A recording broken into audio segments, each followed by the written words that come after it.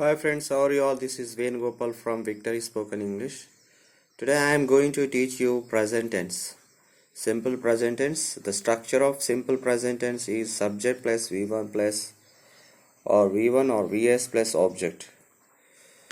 And what are the uses of simple present tense? Simple present tense ఉపయోగాలు ఏమిటి, ఎప్పుడు అవి వాడతాం simple present tense.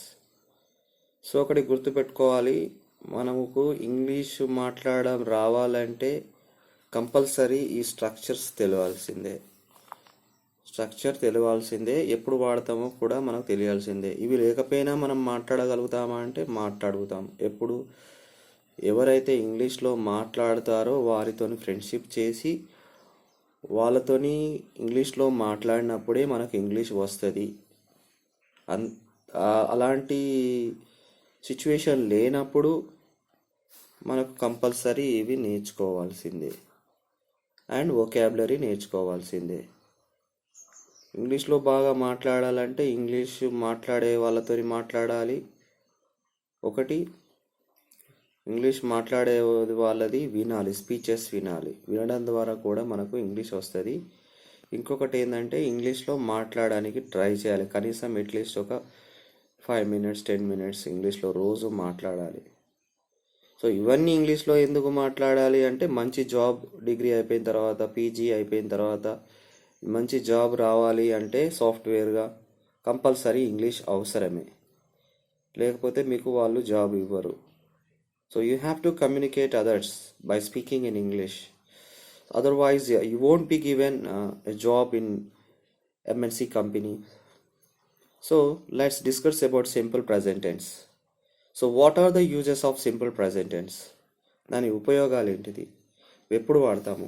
Repeated action or habitual action, రెగ్యులర్గా జరిగే పనుల కోసం ఇవి వాడతాం అనమాట. అంటే రెగ్యులర్గా అంటే ప్రతిరోజు, ఆల్వేస్, ఎప్పటికీ, ఎవ్రీ వీక్, వారానికి ఒక్కసారి జరిగిన సింపుల్ ప్రజెంట్ టెన్సే వాడతాము. సమ్ టైమ్స్ అప్పుడప్పుడు జరిగినా కానీ సింపుల్ ప్రజెంటే వాడతాము. రెగ్యులర్లీ జరిగిన సింపుల్ ప్రజెంట్ టెన్సే. ఒకేషనల్లీ, పండగలకు అప్పుడప్పుడు, సంవత్సరానికి ఒకసారి జరిగిన పండగలప్పుడు ఏదో ఒక్కసారి చేసిన దాన్ని సింపుల్ ప్రజెంట్ టెన్సే చెప్తాము. Example, I play cricket. So I play cricket అంటే ఇప్పుడు మనం క్రికెట్ ఆడడం లేదు, కానీ మనము రోజు ఆడినా, వారానికి ఒకసారి ఆడినా, నెలకు ఒకసారి ఆడినా, దాన్ని సంవత్సరానికి ఒకసారి ఆడినా కానీ దాన్ని సింపుల్ ప్రజెంట్ టెన్స్లోనే చెప్పాలి. కానీ అది ఎప్పటికి ఒకసారి జరుగుతూనే ఉండాలి, అప్పుడే ప్రజెంట్ టెన్స్లో చెప్పాలి. అర్థమైందా? ఒకప్పుడు ఆడేది ఇప్పుడు ఆడలేదు అంటే అది పాస్ట్ టెన్స్లో చెప్పాలి. అది హీ గోస్ టు టెంపుల్ అంటే అతడు టెంపుల్కి వెళుతాడు. వారానికి ఒకసారో లేకపోతే నెలకు ఒకసారో పండగలప్పుడు వెళ్ళదాన్ని సింపుల్ ప్రజెంట్ టెన్స్లో చెప్పాలి. ఇక్కడ ఐ ప్లే అన్నాను, ఇక్కడ హీ గోస్ అన్నాను. సో ఎందుకు ఇలా అంటే when the third person is singular, third person ఎవరు? హీ, షీ, ఇట్, నేమ్, వాటికి ఈఎస్ యాడ్ చేయాలి. ఎస్, ఈఎస్, ఐఈఎస్ యాడ్ చేయాలి వీటికి, కొన్నిటికి మాత్రమే. సో హీ డ్రింక్స్ మిల్క్, చూడండి థర్డ్ పర్సన్ సింగులర్, ఇక్కడ షీ అయింది. ఇక్కడ హీ గోస్, షీ డ్రింక్స్, ఇక్కడ ఎస్ యాడ్ చేశాను, ఇక్కడ ఈఎస్ యాడ్ చేశాను. ఇక్కడ హీ క్యారీస్ హిస్ బ్యాగ్, ఇక్కడ ఏం లేదు, వై తీసేసి CARRY క్యారీ, ఐఈఎస్ యాడ్ చేశాను, he carries. So he carries his bag, this is simple present. Ravi reads newspaper, so అతడు న్యూస్ పేపర్ చదువుతాడు రవి. హీ వాచెస్ టెలివిజన్, అతడు టీవీ చూస్తాడు. ఇంకా దేనికి వాడతాము? ఫ్యాక్ట్స్, నిజాలకు. Cats like milk, snakes eat an egg and drink milk. So వీటికి simple present టెన్స్లో వాడతాం. మనం అనుకుంటాం కదా పాములు పాలు తాగుతాయి, గుడ్లు తింటాయని.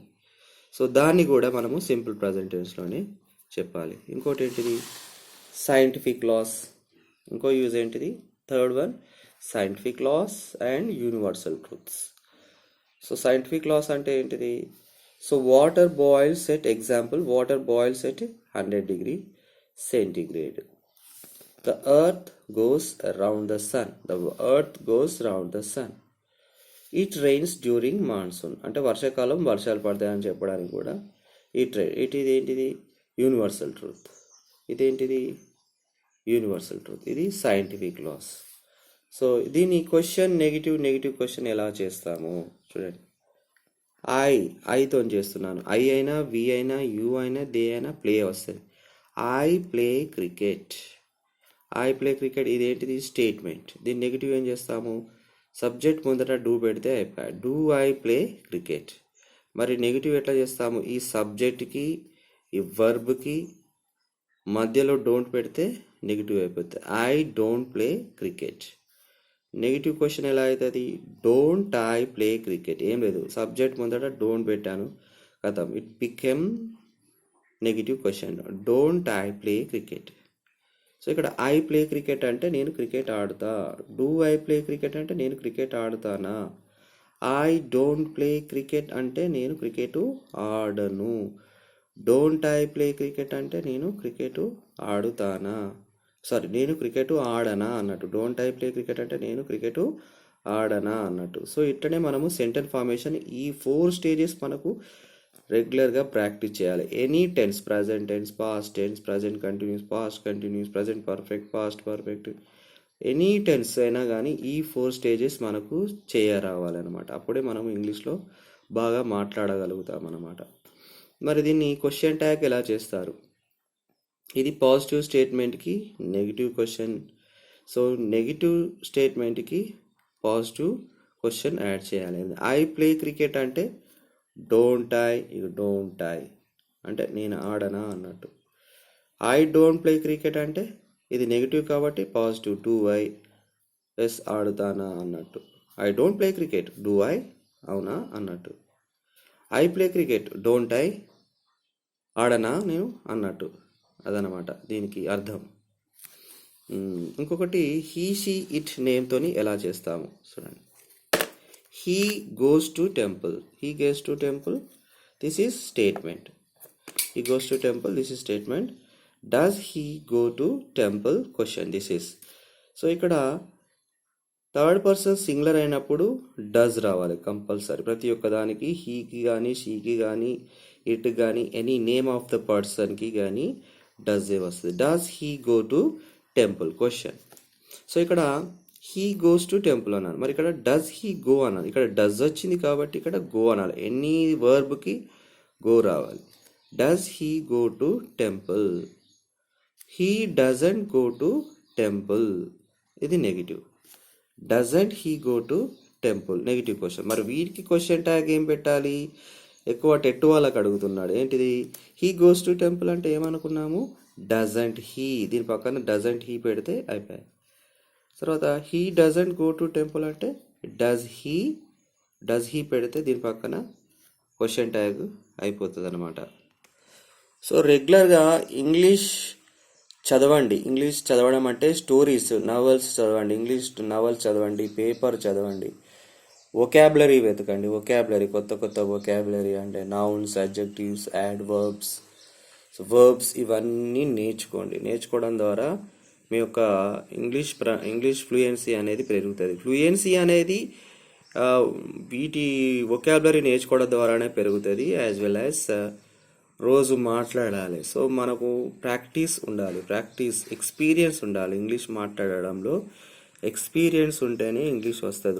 రోజు డిఫరెంట్ సందర్భాలను మనం ఫేస్ చేస్తాము. ఆ ఫేస్ చేసిన సందర్భాలను మనము ఇంగ్లీష్లో మాట్లాడాలి.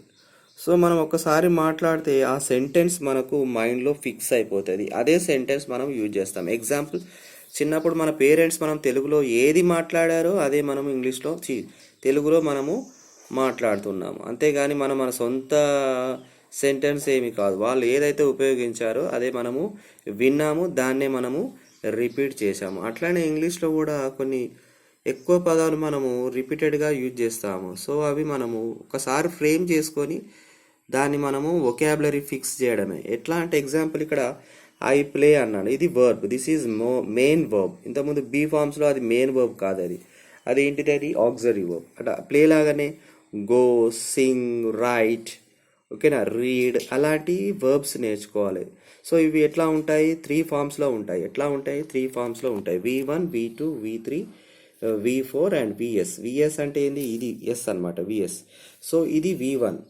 సో V2 ఎట్లా ఉంటుంది? Played, played. V4 ప్లేయింగ్ అట్లా ఉంటాయట. అవి నేర్చుకోవడం ద్వారా మనకి ఇంగ్లీషు వస్తుందన్నమాట. ఇది ప్లే అంటే ప్రజెంట్ టెన్స్లో ప్లే అన్నాం, పాస్ట్ టెన్స్లో ప్లేయిడ్ అంటాము. సో ప్రజెంట్ పర్ఫెక్ట్ ప్లేయిడ్ అంటాము, ప్రజెంట్ కంటిన్యూస్లో ప్లేయింగ్ ఆడుతున్నాడు అంటాము. సో ఇలా మనము ఇవి నేర్చుకోవాలి. ఇలా నేర్చుకోవడం ద్వారా మనకు ఇంగ్లీషు వస్తుంది. ఇంగ్లీష్లో మాట్లాడడం ద్వారా కూడా ఇంగ్లీష్ మీరు మాట్లాడనంత వరకు ఇంగ్లీష్ అనేది రాదు. ఇలా ప్రాక్టీస్ చేయడం ద్వారా మీకు ఇంగ్లీష్ గ్రామర్ వస్తుంది, మీకు ఎగ్జామ్స్లో మార్క్స్ వస్తాయి తప్ప మీకు ఇంగ్లీష్ మాట్లాడడం రాదు. సో ఇంగ్లీష్ మాట్లాడితేనే ఇంగ్లీష్ మాట్లాడడం వస్తుంది. స్టోరీస్ బాగా చదవండి, న్యూస్ పేపర్ చదవండి. సో నా క్లాస్ మీకు నచ్చితే కనుక లైక్ చేయండి, షేర్ చేయండి, సబ్స్క్రైబ్ చేయండి. All the best.